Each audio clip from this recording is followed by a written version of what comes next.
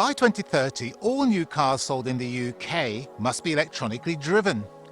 Hybrids have got until 2035. The aim is to improve air quality and to cut carbon emissions. Now, we're not here to argue with that.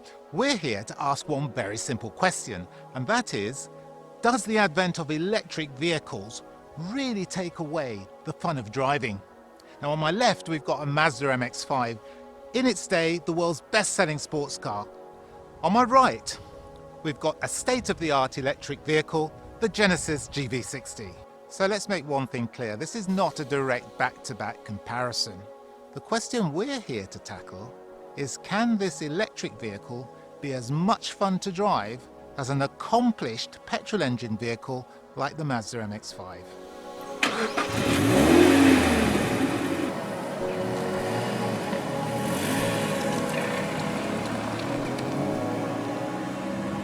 So we're behind the wheel of a 2010 Mazda MX5. It's had a BBR conversion on it, and so it's gone up from around just under 160 brake horsepower to around 200 brake horsepower. That's the only modification to this car. It just enhances the driving experience. I love MX5. I've raced MX5s. What they give you is kind of instant enjoyment at any speed. And they are best on roads like this, where you can really make the most of enjoying a manual combustion engined car.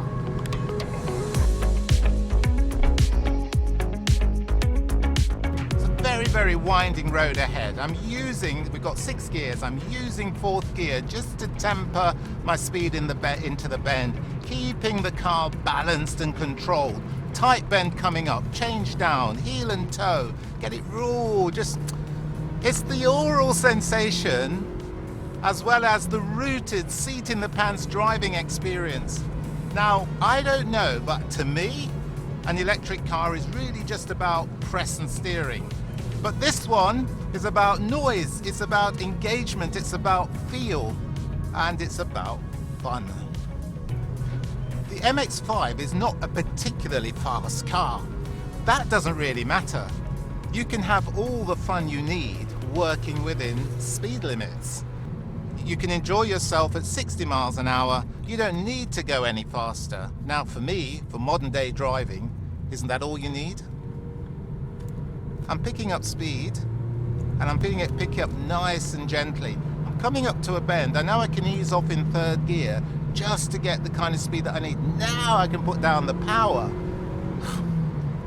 Change gear 2, so I'm much more involved in the drive. Here's another bend, synchronizing engine, gearbox, suspension, handling. You're going to go past this car now. I've got 3rd gear with enough acceleration to allow me to do that. I'm back in, coming up for a bend, just easing off. The engine's helping me here. I'm just about using brakes to tease off a little bit more speed, getting into the corner, easing off again, carrying the throttle through here, and I'm listening to what it's all doing as well. I just know what the car's doing more, simple as that. Just know what it's doing. I just wonder whether an electric car can kind of give you all that feedback.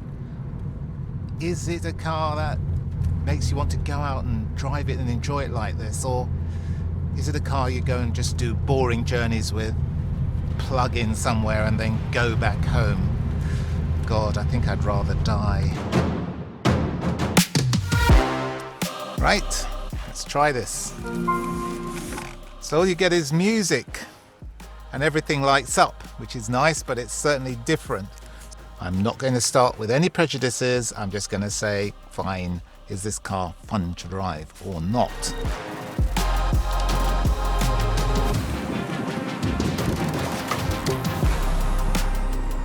So here we are, same recipe as before, working within speed limits, country road. It is a great car, so the ride quality is good. Obviously it's extremely quiet. I haven't got much to do because it's got all the technology. It will stop for you, it'll turn corners for you. So what I'm going to do is I'm going to drive this car like I would drive an enthusiast's petrol engine car like the MX5. The thing is, I haven't actually got any gears, obviously, but we've got paddle shifts. So we've got one on the right hand side, which when you click it and you're pressing the throttle with the same level of pressure, it picks up speed. So that's like changing up. Cool. And then on my left hand side, I've got another paddle, and when you click that, then you get regenerative braking happening. So it actually slows the car down automatically and helps to recharge the system. Looking for an enjoyable drive, I'm going to work with the paddles. One thing. Second thing is the weight. You don't have an engine, you don't have one in the front, obviously you don't have one in the back, you haven't got any engine behind your seats, so the whole of the weight distribution factor is quite different. You're driving with this time a car which feels flatter, it feels less flexible, and therefore to me it says, well, how are you really going to drive this to enjoy it? But we will try. So I'm picking up speed now, using regenerative braking for a fast bend that's coming up there. And the car does feel controlled, and I think the fun factor is a different one because we're dealing with different dynamics here. So now I realize I can kind of maximize the flow of the car by using regenerative braking to hold me back for some of the bends, and then I can kind of power out in a similar way. I mean, you're not getting obviously the same sort of sensation, but it's almost like it's teaching you to drive differently. I think the advantage might be is that it encourages you to use forward observation, to lift off the throttle early, and to work with the car in a different way. You just got to accept the fact that maybe you haven't got an engine and gearbox to work with. So instead, I'm going to work with the regenerative power, and I'm going to see if I can get that same sense of rhythm and feel to the drive. What I am getting is a remarkable amount of speed, so I've actually got to be quite careful not to exceed speed limits. And with this sort of car, which is incredibly fast, I think it does about 16.4 seconds, it's just like phenomenal. Now there's a straight road ahead of me, and this is the bit that I find amazing with this car, because it's got a boost button, which is what you'd use for overtaking, so it's fun. Watch, here we go. Oh gee, wow, oh my goodness. Can you imagine that? Now, that's instant overtaking power.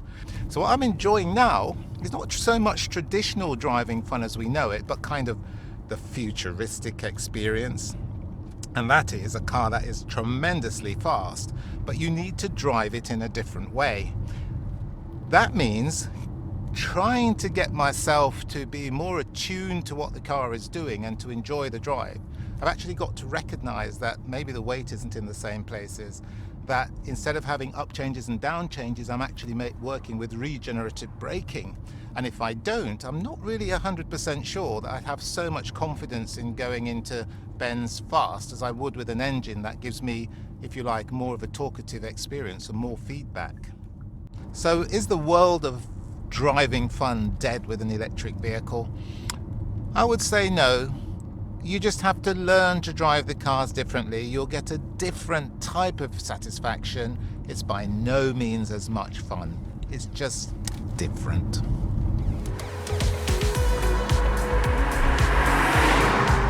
Now, anybody that knows me knows I'm a complete thoroughbred when it comes to being a petrol head.